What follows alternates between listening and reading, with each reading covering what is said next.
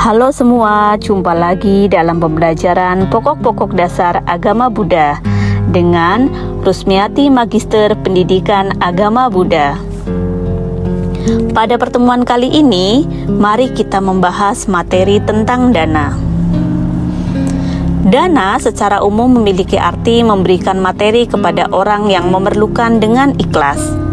Sementara dalam agama Buddha, dana diartikan sebagai memberi dengan tulus dan ikhlas atau melepas milik kita, baik itu berupa materi, tenaga, rasa aman, mau memaafkan, mau memberikan nasihat, atau memberikan ajaran kebenaran atau yang kita sebut sebagai dhamma kepada orang lain. Dalam agama Buddha, dana terdiri dari 4 jenis, yaitu yang pertama kita sebut sebagai amisa dana. Amisa dana adalah dana dalam bentuk materi. Contoh dari dana ini adalah kita melakukan dana dalam bentuk uang, melakukan donor darah, membelikan alat puja untuk wihara, dan menyediakan 4 kebutuhan pokok para biku dan bikuni seperti jubah, obat-obatan, makanan, dan tempat tinggal. Jenis dana yang kedua yaitu paricaya dana. Paricaya dana ini adalah dana dalam bentuk tenaga. Contoh dana ini yang bisa kita lakukan adalah 1. Membantu orang menyeberang jalan, 2. Membantu teman yang jatuh dari sepeda, 3. Membantu ibu membersihkan rumah, dan masih banyak lagi kegiatan yang merupakan contoh jenis dari paricaya dana yang bisa kita lakukan dalam kehidupan sehari-hari. Jenis dana ketiga yaitu abaya dana. Abaya dana adalah dana dalam bentuk memberi maaf atau meminta maaf atau memberikan rasa aman dan nyaman serta menyelamatkan makhluk hidup dari ancaman atau bahaya.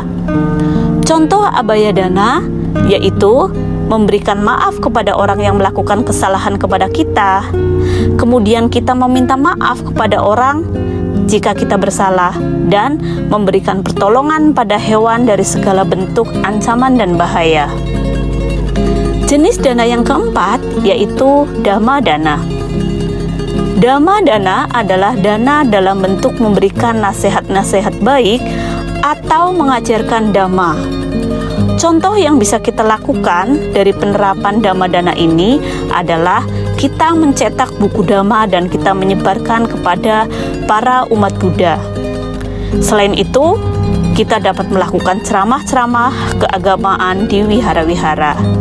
Dan kita juga dapat memperbanyak atau mencetak VCD, DVD yang berisi tentang ajaran kebenaran atau dhamma.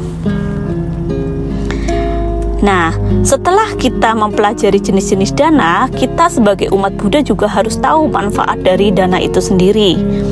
Manfaat dari dana ada 2, yaitu dapat dimanfaatkan atau dirasakan dalam kehidupan sekarang atau dalam kehidupan yang akan datang.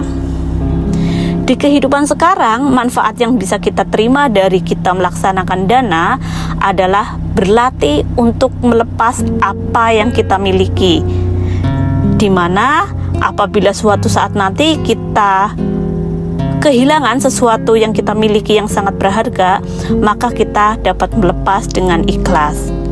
Selain itu, manfaat yang kita peroleh di kehidupan ini, kita sudah berusaha untuk mengikis loba, dosa, moha, atau yang kita sebut sebagai keserakahan, kebencian, serta kebodohan batin.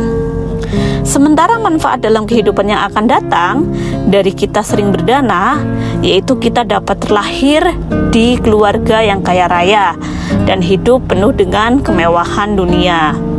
Selain itu, kalau kita dalam kehidupan ini sering berdana kepada para sangha, maka dalam kehidupan yang akan datang kita akan mendapatkan pahala seperti panjang umur, kecantikan atau ketampanan, kebahagiaan, ataupun kekuatan kita miliki sebagai hasil dari berdana. Nah, setelah memahami penjelasan tentang dana, jenis dana apakah yang paling mudah dipraktekkan menurut Anda?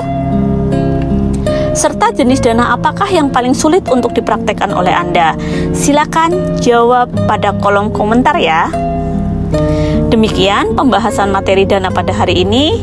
Sampai ketemu di video selanjutnya. Salam Meta, Namo Buddhaya.